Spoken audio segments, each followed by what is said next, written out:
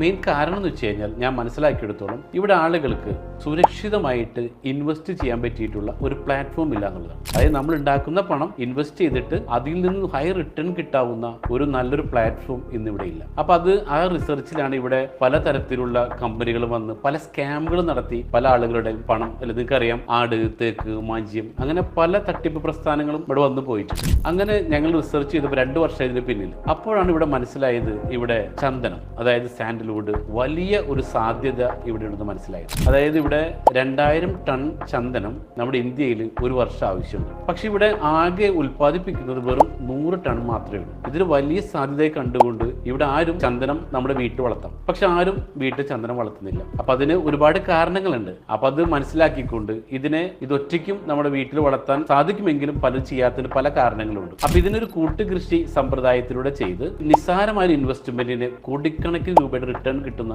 ഒരു big budget ആക്കിക്കൊണ്ട് അത്തരത്തിലുള്ള വലിയ റിട്ടേൺ കിട്ടുന്ന ഒരു പ്രൊജക്റ്റാണ് സാൻഡൽവുഡ്.